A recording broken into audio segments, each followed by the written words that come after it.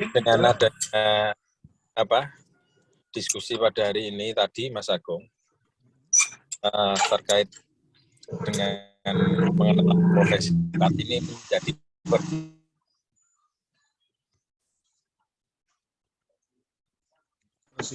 mau menekuni profesi apa, kan seperti itu. Karena adik-adik ini juga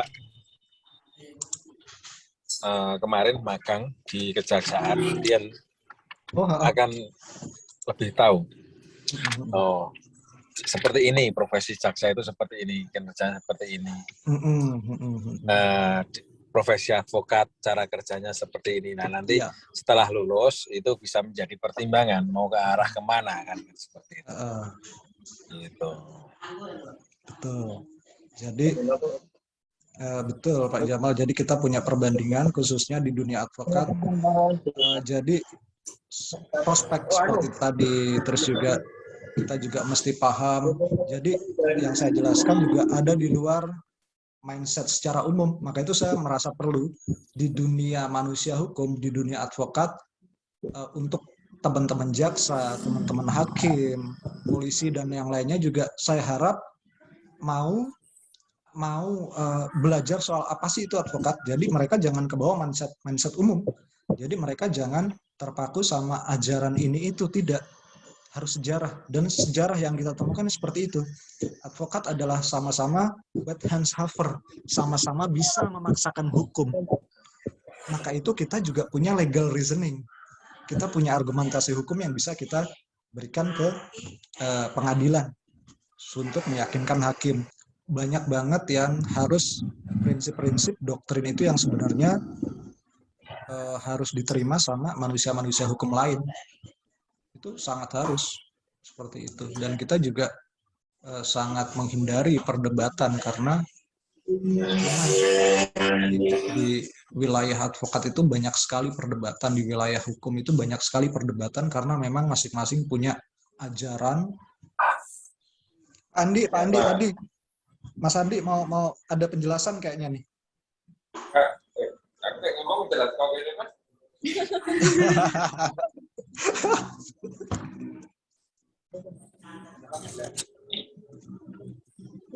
Seperti itu, mungkin pandangan-pandangan terkait perbedaan. Nah, ini karena memang advokat itu memang adalah salah satu pilar penegak hukum yang mandiri tanpa ada intervensi dari intervensi dan subsidi dari pemerintah. Benar-benar mandiri. Nah, kalau advokat ini nanti digaji dari pemerintah, kita sudah tidak independen lagi nanti. Ya, betul, tepat, sepakat. Gitu, Mas. Maka itu kaitannya sama yang Pak Jamal itu, kalau secara teoritis, bukan teori ya, doktrin. Maka itu kenapa mandiri? Karena kita juga harus benar-benar konsisten bahwa peran officium nobile, pekerja yang terhormat ini cuma bisa dijalankan oleh seorang opera liberis, manusia yang bebas, manusia yang tidak terikat dengan politik, manusia yang tidak terikat dengan apapun. Jadi officium nobile harus dijalankan oleh seorang opera liberis.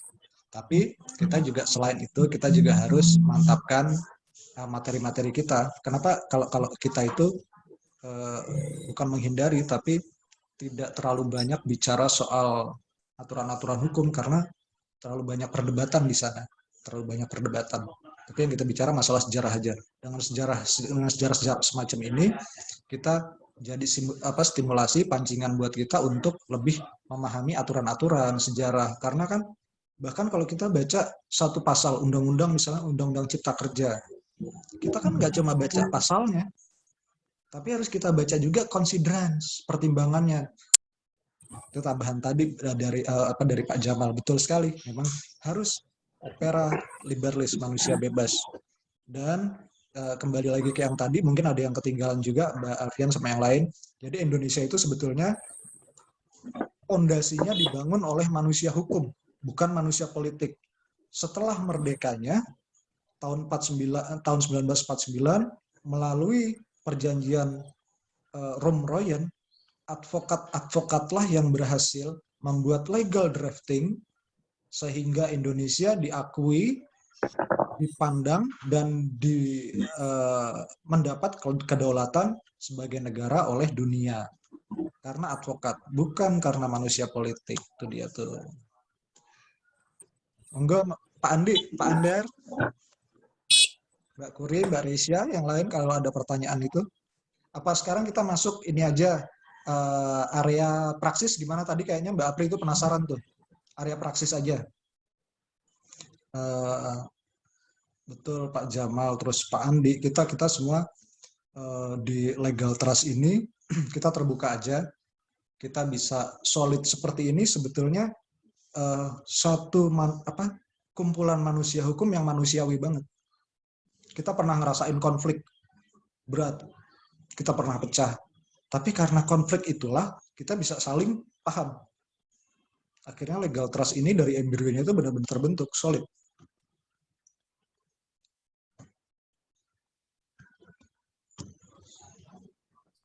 Jadi kalau menurut saya, Mas,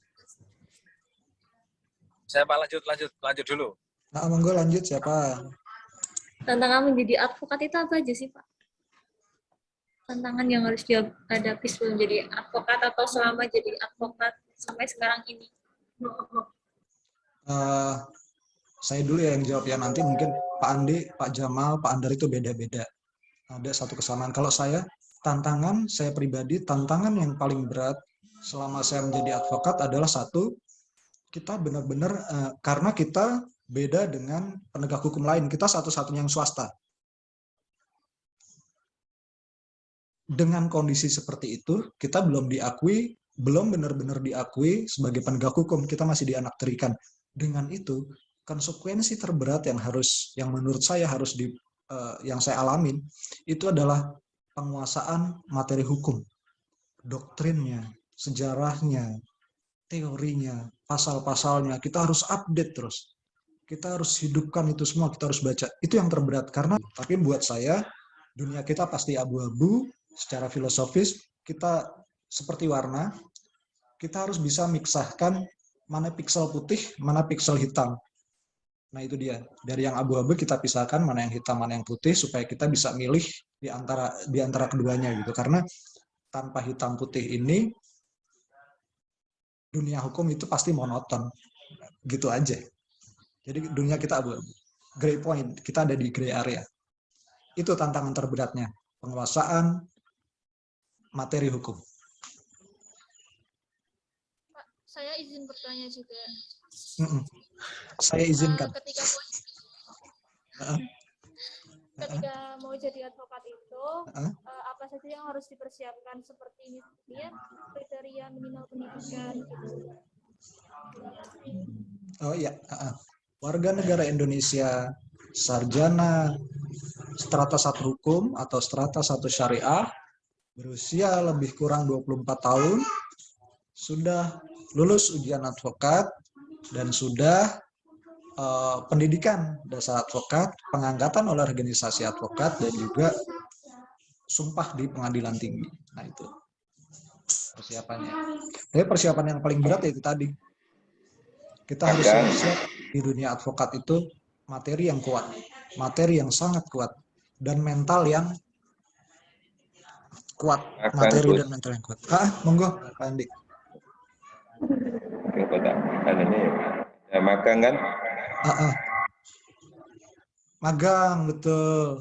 Magang juga sudah magang. Selama 2 tahun, Pak Andi ya. Sesuai Undang-Undang Advokat. Minimal 2 tahun. Seperti itu. Ini menurut pribadi dan pengalaman yang selama ini pernah kita jalani, kanan gitu. Itu yang paling terberat itu adalah mendudukkan hukum sesuai dengan aturan yang ada. Karena apa? Karena tidak banyak penegak hukum yang kurang memahami tentang hukum itu sendiri. Yang kedua, terlalu banyak mempermainkan penegak hukum lainnya, itu seperti itu. Seperti itu. Jadi mendudukkan hukum sebagai seperti dalam aturan yang ada itu adalah siap. Iya, tugas terberat, penting ya tugas soalnya. terberat dari seorang advokat. Kan gitu. Sekarang advokat mempunyai materi hukum yang sangat baik dan sangat kuat. Tapi kalau sudah berbicara dengan kewenangan, nah, itu kadang penegak hukum itu arogan, karena gitu. Itu arogan sekali, karena gitu. Dengan kalau sudah dia menggunakan kewenangannya seperti itu. Itu makanya ini adalah kita sebagai seorang advokat harus mempunyai keberanian untuk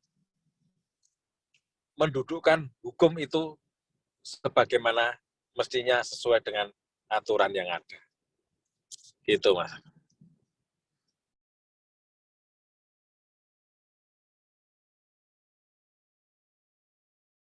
Kalau ada Pak, izin bertanya, Pak.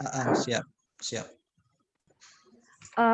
Beberapa waktu lalu, dosen saya itu menerangkan bahwa di luar negeri itu profesi advokat itu tergantikan dengan IT, Pak. Jadi profesi advokat tidak digunakan, jadi menggunakan seperti alat gitu, seperti smart contract. Jadi betul. Lebih putusannya itu, kata dosen saya, lebih presisi. Apakah hal itu termasuk menjadi tantangan advokat di Indonesia, Pak? Ya, pertanyaan menarik, dan itu juga pertanyaan gaul banget, itu memang paling mutakhir itu, Mbak. Jadi begini, kemarin kebetulan hari Senin kemarin kita juga baru diskusi dengan Bar Association di Singapura bersama ICJR juga dan Asia Foundation. Itu juga sempat dibicarakan. Jadi gimana sih tantangannya, kan ke depan ada AI ya, Artificial Intelligence. Artificial Intelligence itu masih sangat tergantung oleh manusia. Input datanya adalah dari manusia. Data-datanya itu. Intinya itu aja. Ada kelemahan mesin. Kelemahan mesin adalah pada nalar dan budi pekerti. Mereka nggak punya itu. Sangat bisa digantikan oleh mesin. Artificial Intelligence ini adalah pendokumentasian dan analisa dokumen. Itu dia. Tapi bisa digantikan nanti drafting kah, ngambil keputusan kah, itu bisa karena input dokumen itu. Tapi kalau soal naluri, nalar, dan budi, itu tidak akan bisa. Itu dia. Jadi prospek advokat tetap masih panjang. Terima kasih, Pak. Itu asik tuh tadi pertanyaannya, betul, saya menarik juga tuh. Soal blockchain, soal artificial intelligence, betul. Jadi kita side by side aja, jadi berdampingan dengan teknologi ini. Siap, Pak Andi. Agung mau ke Klaten kapan? Ini, Mas. Pertanyaan yang sulit tuh. Ini harus ada jawaban pasti.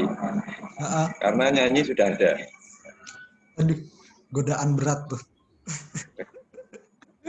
Siap. Pokoknya setelah tanggal 9 mungkin, Mas Andi ya.